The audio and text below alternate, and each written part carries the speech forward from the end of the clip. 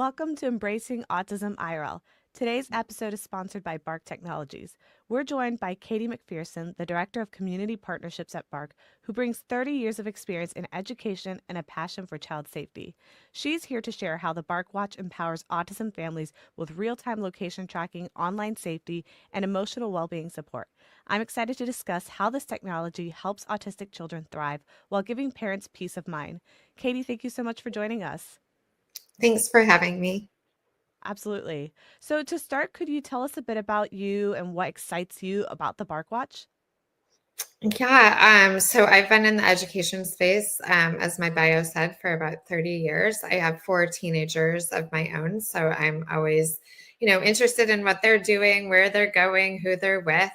So I just really appreciate that the Bark Watch, as well as the Bark Phone, are tools out there in the universe, able to have real-time data on our kids. I love that it gives you behavioral insight as well, with alerts and things like that as to safety issues, because we know, as far as like my girls are considered, it's not necessarily them that I'm worried about. It's like this exposure to so many other people and even, friends that I may not know as well as I want to yet.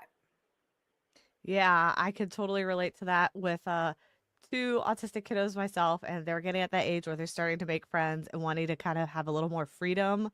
But, nowadays it's not so easy just letting them go outside in the front porch anymore. Like it's a little bit scarier, I feel like.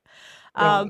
So for my listeners out there, my viewers who maybe have never heard of Bark, particularly the Bark Watch or just, Bark in general, what exactly is Bark? What is the Bark Watch? And how do you feel like it meets the needs of kids, particularly those with unique safety and communication challenges like autistic children? So Bark started about, I guess, 8 years ago as an artificial intelligence app. So the app was able to be downloaded. You sync it with your phone as a parent to your child's accounts, and we are able to sort of follow your child at the account level. So if your child has texting or email or even something like Discord, we're sort of running in the background and alerting parents to safety issues. Parents have the ability to sort of check a box as to what they want to know about. For example, profanity, cyberbullying, predation, drugs and alcohol, violence, threats, etc. So specifically for communities like yours and that you serve, really, we have found across the board that some of those students are a little more vulnerable than others. Maybe they don't really read social cues as much online or in person. And so this is an extra tool, an extra layer of protection. And as I said, I use it as behavioral insight as to when I get a safety alert, I'm able to see like student A said this and my child said this.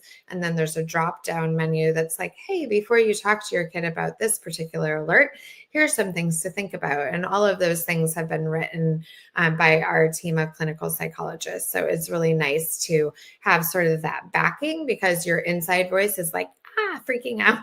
And then you read some tips and you're like, okay, calm down, calm down. So I love that it's just an extra added layer of protection. And so with the Bark Watch in particular, phones, some people are not ready to get phones, and I don't think you should. And so the watch is sort of this like baby step, entry level, incremental trust giving tool that you can give to kiddos that maybe need that extra layer of protection. And then it's giving you, again, that location tracking, behavioral insight. So I know sometimes in our neighborhood, we have a student with autism and he sort of likes to wander and he wanders the neighborhood. And we all know him, right? And we're very protective of him. But he is a kid that has a Bark Watch for that purpose, for that location tracking. Yeah, I think that, the watch in particular was what we were eyeing. So for full transparency for our viewers and listeners, we actually reached out to Bark because we have been keeping an eye on the Bark Watch for a long time because we thought it is pretty much the perfect solution to what we're looking for with our kids. And at that age, our kids' age right now is like 5 and 6. They're not ready for a smartphone. They're not ready for anything like that. So I thought this was like the perfect solution for them. So you talked a little bit about it in terms of safety with like the kids who wander. And you mentioned like location tracking. Can you dive a little deeper about how the location tracking can be used to help those kiddos who are at risk of wandering or eloping? Yeah, so much like Life 360, if anybody is familiar with that, you can see in real time location. They can check in. So if they are going to Brody's house and you're allowing them to walk down the street, which I'm in full favor of, taking natural risks and really, keeping our kids safe, but also allowing for risk taking. Your child can actually check in at Brody's house and you will receive an alert on your phone. And so it allows them to have a little bit of that baby step and incremental freedom, but also allows you to have that accountability tool as well. So you have real time data that you can check and track and have information to sort of ease our own anxiety around that as well. That's a little bit more advanced than the walkie-talkies we were Yeah, using. yes, I love walking. Same principle. Much, Yeah, much more useful though. yes, yes. Uh, so you also mentioned a little bit about like the online safety component about the Bark Watch. And this is what I really like about it and what really drew me to the Bark Watch and just Bark in general. It's not just a phone, it's not just like a tracking device. It's also like you said, like an AI, almost like a second parent that is kind of keeping an eye over things. And so I know that like with children who are autistic, online safety can really be a significant concern because autistic kids might struggle with recognizing those risks. A lot of that, like social understanding, they might not know if they're putting themselves in a dangerous situation or like if they're being bullied. They might not be able to detect like sarcasm or bullying or anything like that. So, what are some ways that you feel that the Bark Watch helps address these concerns and could help autistic children's basically ensure that their safety is there and put in place for online dangers? Yeah, I think, just the AI itself, there are people ask me a lot, like, do you worry about that you're sort of tracking your kids? I have four teenage daughters who are neurotypical. It would be impossible for me to go through all of their phones and check everything, knowing that they're going to delete some things, right? So, in terms of the population that you're talking about, the misreading of social cues, when we talk to people who have perpetrated violence against children or who sort of prey, lure, groom, etc., and we ask them, like, who do you choose? How did you choose your victim? They will say, I will choose a kid with low self-esteem, misreading social cues, low parental supervision. So they're actually out there seeking children that have some of these tendencies, right? And so I think the watch, the app, the phone allows parents that secondary layer of like assurance that like you're doing this together, hopefully with your kid and paying attention and being current and relevant. But then we have this extra added layer of protection for you that's giving you real time data. And in the gold of it, which I believe is the gold of it, is it's not just this, computer digital tool. It's a conversation piece. Like, hey, buddy, like I saw you having this conversation today with this other person, and I saw him being sort of mean. Like, let's have a conversation about that. What did you get from that? Or tell me more about that conversation you had. I love sort of the natural way that it leads to some courageous conversations around, okay, we're going to put some golden guardrails up for you, knowing that our children, whoever they are going to bump up against those and make some digital mistakes, some in-person mistakes as well. Yeah, I think that's so helpful. What are some like specific examples that you could share in terms of how the system works, the interface works? Like, could you walk us through an example of like, let's say a parent gets an alert on their phone, like what that looks like and kind of what happens? Sure. And I'm happy to send you a couple of screenshots so you can show your viewers and listeners as well. So let's say I'll just give you a typical example. So two kids are talking about, and these would be probably middle school and high school kids, not elementary, but maybe someone's offering somebody a vape, like, hey, meet me in the bathroom at school. I stole my older brother's vape. Meet me in the bathroom, right? So that language would be a context clue that would be sent to the app, to the watch, to the phone.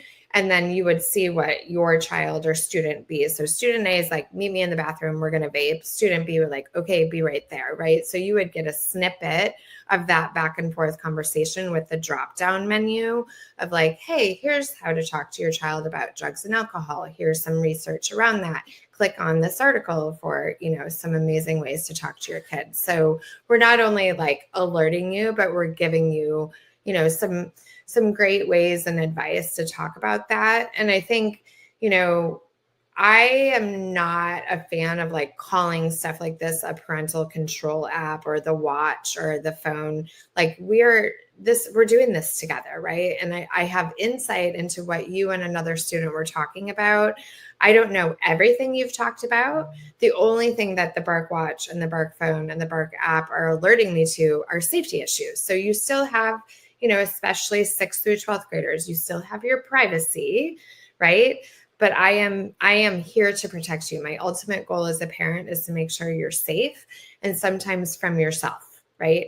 Because kids are going to make those natural risk-taking decisions that we want them to take under our roof and the roof of the school. And so those back and forth conversations are captured in a snippet, which comes to your phone or your laptop or your iPad as this sort of back and forth conversation and then advisement. So you mentioned something there that I want to talk about. You mentioned safety even for yourself, like of yourself kind of. And what I thought about there is, a lot of neurodivergent kiddos struggle with a lot of that self-esteem. I mean, even neurotypical kids struggle with the low self-esteem, anxiety, depression, that sort of stuff. In what ways does the Bark Watch support mental health monitoring and like help parents identify potential signs of distress? Yeah, we have, I don't even know how many categories. There's so many categories that we alert in, but some of them are anxiety, depression, self-harm, suicidal ideation, eating disorders. So when we talk about youth mental health, we are alerting to that. And so a lot of children, especially during the pandemic, were using like Google Docs to sort of journal about their distress. And so we were picking up a lot of alerts during the pandemic about being sad, being lonely, being frustrated, being angry. So any sort of notion that mental health is declining, we're going to be running in the background, picking up on that and alerting, especially if it's outright. So if someone says, tonight's the night that I'm going to cut myself, the word cut is going to pick up and run and look for more context. Like obviously if someone's like, give me the scissors, I want to cut some paper, we're not alerting on that. But our AI is so robust and so smart that it's actually going to pick up on like, okay, this person's talking about self-harm. So we're going to be alerting like, hey, this is the snippet. Here's some information about self-harm. This is a sensitive topic. Here's how to talk to your kids. So it's just amazing what we're able to do with that. And we've saved many lives. And especially, as I said, during the pandemic and kind of coming out of that for the last few years, we see that mental health actually getting better, thankfully, but we're still alerting on it a lot in America. I think that's one of the best parts of the app is that it really does kind of coach the parents in a sense and provide them with the information that you need. Because I found that even if you, as a parent, know this stuff intuitively, like you kind of know something's up because your kid's acting different, but you don't quite know why, it's like this fills in that gap that helps you kind of get that, like, oh, it all makes sense now type of stuff. And then it gives you extra prompts to help you work through it, which it's like so helpful for some of us who are not great at like knowing how to start that conversation with our kids. Yeah. And So I think about, I've worked with teenagers ages 12 to 18, 11 to 18 for almost 30 years. And so the last time most people were a teenager, if you're 45 years old, was 30 years ago, right? And so sometimes I'm like, how do people not know this? And somebody will be like, Katie, you have been around these kids for so long. Most people, the last time they were 15 was like 30 years ago, 20 years ago. So they don't know all the things you know. And so what Bark does, it does fill in that gap, and it allows you to also stay current and relevant, because especially like 5th through 12th graders are using all of the emojis, all the slang. My daughters are calling me bruh. And I'm like, okay, please don't call me that. Right. So the teenagers and the kids are actually feeding our AI the context clues and the information. And so our AI is getting smarter with the slang as well. So you have AI that's all into the youth speak. Oh yeah. That's Oh yeah. great. I mean, it knows all Um, the things and all the emojis that mean, there are emojis that mean, unfortunately, like sexual things, mhm. right? Like the peach, right? And the eggplant. I mean, the things that children sometimes come up with are kind of mind blowing. But yeah, it's all there and we're learning from them. Oh, so that's important to know too, is that it does pick up emojis, so they can't like circumvent communication through the use of emojis essentially. Oh, okay. Mhm. So one of the things that you mentioned earlier in the conversation was Discord. And so I was wondering, what is kind of like the extent of the reach of Bark? So like how much can you monitor? You mentioned potentially being able to monitor Discord and like what else? Like what is it that you can really do with this? So text, email, Discord chat, many of the social media platforms. I will say the only one that we cannot completely monitor is Snapchat. Snapchat will not let anybody in. We have competitors, they won't let them in. Snapchat has been pretty steadfast that they don't want parents to know what's going on. The unfortunate part of that, beyond it being terrible, is that most 8th through 12th graders are using Snapchat like 99% of the time. They're not texting, right? And so a lot of things happen on Snapchat. And unfortunately, that's something that we're working currently on legislation to allow third party apps to be able to monitor Snapchat. But many of the popular platforms like Discord, the video game chat, a lot of people don't know that there's like a ton of hate speech and racial slurs and cyberbullying is terrible. And even in group chats, right, where kids are just in a group chat together, somebody's trying to one up somebody. I always tell people in my audiences, like, you are going to see these beautiful children that eat your Oreos, that sleep at your house, say terrible things in a group chat. Like the name of the group chat is usually kind of terrible, especially if it's all boys. Memes that are just like, oh my gosh, I can't believe this sweet boy that eats my Oreos is saying these things. And so to be prepared that these tiny brains cannot handle this medium. And so what Bark allows us to do is like, hey, buddy, like, this group chat's getting a little out of control. We're going to take you out of it for now or restrict privileges until we can sort of get back on track. Or maybe we can't have group text messages. Maybe we can't allow that. So, speaking of things that you can't allow, does Bark happen to have some sort of like list or anything that parents could use to know to be able to identify what programs it does not have access to, like Snapchat, so that they know, like, okay, maybe this is not an app I want you on since I can't Yeah. monitor it? So if you just go to bark.us, we have a whole rundown of like what we can do, what we can't do. What I can say is, our Bark phone is an Android, and all of the baby starter phones on the market, whether it's Gab or Pinwheel or Trumi, they're all Androids for a reason because Androids are the safest phones. And so on our bark.us website, whether you're using Android or an iPhone, we have a list of like what can and cannot be monitored. That's perfect. I'm Yeah, the type of person that needs yeah. lists. Yes, lists are great. So, as you know, having many kids of your own, every kid's needs and kind of tendencies are kind of unique to them, especially, for those who are autistic, those needs can be very different. Does the Bark Watch have any customization options to help like address specific safety concerns or anything like that? Yeah, so we have a settings menu. So I have a set of twins, and one of them is like tech crazy, and one is like could care less, literally care less.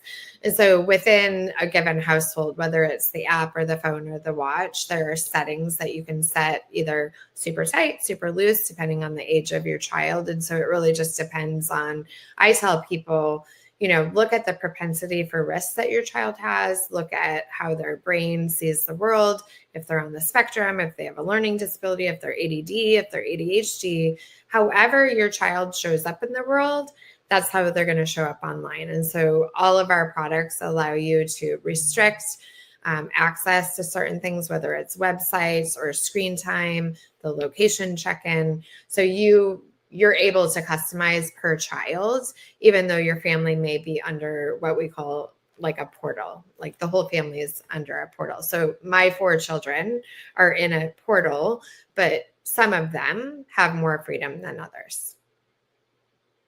How does that portal look like if you have like two parents or maybe like a co-parenting type of thing going on? Are you able to have more than one point of access for the parental controls? We are, and that's something we're actively working on. We've gotten a lot of questions from co-parents, and it is something that we're actively working on. It's not as seamless as we'd like it to be, because if the phone or the watch goes between two households, in order to get the alerts, consistent and constant, you have to upload it to the parental device. And so I would say, uh, you're able in both households to see the alerts, but it's not as seamless or as efficient as I would say we would want it to be right now. So I was looking in our engineering channel the other day, and we're like back and forth talking about like, how do we make this more efficient? Because, you look at 64% of America is either divorced or remarried or both. And so, that's a lot of people and a lot of kids that are going perhaps between two households. Yeah, and that tends to go up when it comes to special needs kids. That's why I asked. Okay. Yeah, I know Yes, that. just yeah, it's like a statistic that kind of comes and goes every so often where like Interesting. if your parent, a couple who has a child with like a disability, you tend to have a higher risk for divorce or like marital trouble. Okay. So that's why I asked. Yeah. So there's also, for many reasons, autistic kids are working really closely with therapists and other professionals. So I was wondering, is it possible to have like data from that smartwatch be shared with these professionals? Like if the parents want to collaborate with them in any way, or how might a parent use this collaboratively with, a therapist or something? Let's say the kid is talking about maybe suicidal ideation or something like that. What access, like data access, do parents have to be able to bring that to somebody, or maybe for like a custody dispute or something like that, you know? So there's a parental dashboard where they would be able to see all of the alerts and what types of alerts and what categories the alerts came from. Just for like privacy reasons, it's not something that like a therapist could like log into and have access to, but it is something that you could print. You could, say, gosh, he like during this week we had 8 alerts for profanity and trying to access pornography or something like that, right? That's something you could share verbally or in written format, but it wouldn't be something where the therapist could access like the family dashboard. Yeah, that totally makes sense. Again, you want the parent to have the control. Yeah, um, yeah. So you kind of mentioned a little bit, but I was just wondering, as technology continues to evolve, we see AI evolving crazily fast. Are there any upcoming updates or features that you guys are kind of expecting? I think you mentioned a little bit about kind of like refining the co-parenting thing. Is there anything else that you guys have publicly talked about? Um, Not that I'm aware of. We have like this amazing team of engineers, but what I would say is like we've been seeing on the front of AI, we've been seeing like the deep fake nudes going around at like the 5th through 12th grade level. So kids creating like taking your head and like a body that's definitely not yours and making it like you and passing that around school. And it's so realistic looking. So we've been working on, if a student is sending such an image, we stop the image from being received. So student A sends it to student B, we stop the image from being sent. We alert the parent dashboard, we alert the school dashboard if it's on a school account. But as far as like what we're working on in the AI space, I'm not sure. Oh, it didn't even cross my mind that schools could have this as a school account.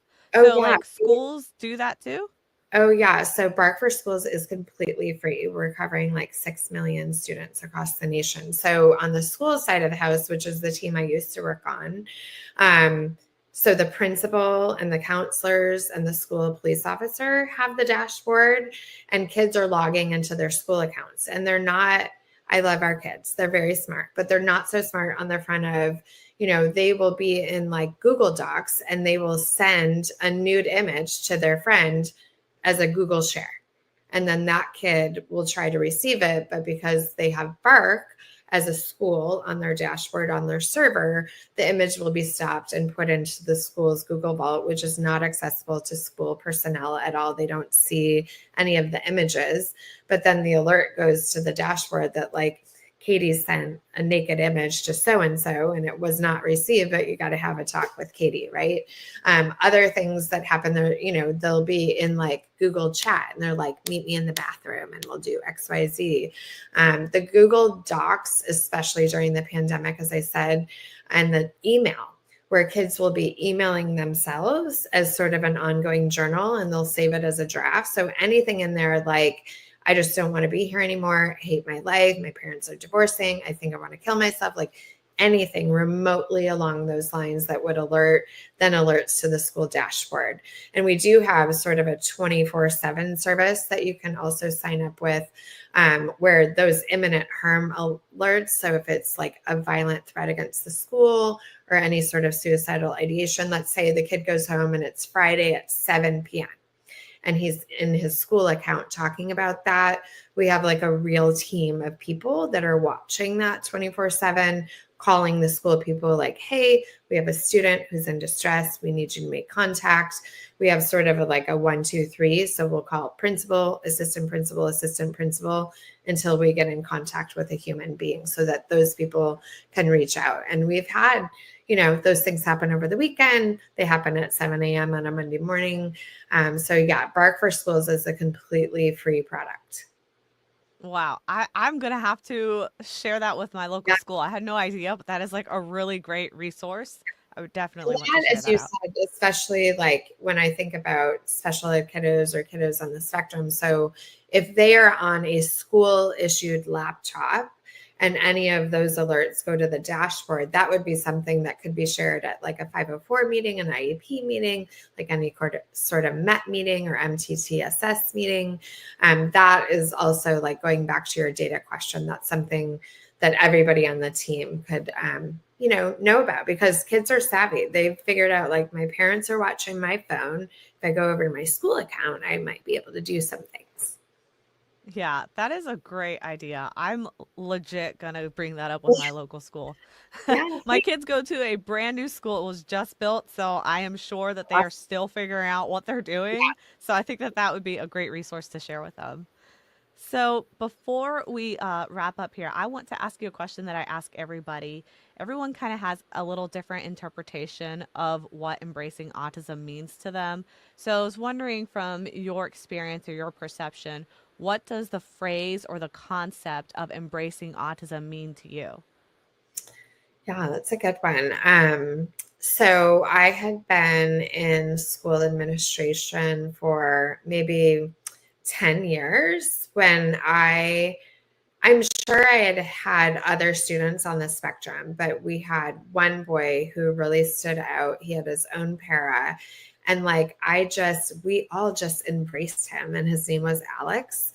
And he was, there were times that we had no training. We had no idea what we were doing. Right. And there were times that he taught us a lot about just life and perspective. And so when I think about the phrase embracing autism, I remember Alex so vividly. And Alex he's probably 33 now. I had him when he was like 14, 15. And I think it's about embracing different perspectives and really welcoming all people. And I feel like, at least in Arizona, which is where I reside, we 1 in 5 children in Arizona are on the spectrum. And so I feel like at least we've done a good job of embracing autism. We certainly have more to go on the funding of resources. But when I think about that, I think about Alex and all that he taught me. wow, 1 in 5. Yeah. That's a high Yeah. number. Yeah. So wow, now I'm getting curious on what it is here where I live because I know the national was like 1 in 36, but I never thought to look into the state level. Yeah. Yeah. So before we wrap up here, where can our listeners learn more about the Bark Watch and how can they snag one of their own? Yeah, bark.us, and you can also go to Amazon. They're flying off the shelves. We've seen, we launched right around Christmas. We were like grinding down to the wire trying to get it launched in December. And so, yeah, Amazon or bark.us. Thank you, Katey, for sharing your insights on the Bark Watch and how it supports autism families. We're really grateful to Bark Technologies for sponsoring this episode. And to our listeners and viewers out there, we want to be very transparent. This isn't just another sponsorship for us. Like the Bark Watch is a product that we genuinely believe in. In fact, we specifically sought out this partnership because we see the real difference that it can make for families like ours and those in the autism community, particularly with elopement and bullying. Those are really serious problems in the autism community. So we honestly believe that the Bark Watch is a great preventative tool. So if you're interested in securing the Bark Watch for your child's safety, you can visit the link that we have down here. For those listening, it's bit.ly/bark the number 4 autism, or you can click on the link in the episode description as well. And by using our link, you'll also help support our mission and help us continue to bring valuable content and grants to the autism community. Thanks, everybody. And thank you, Katey, for joining us today. Thanks so much. It was great. Absolutely. See y'all next time. Bye.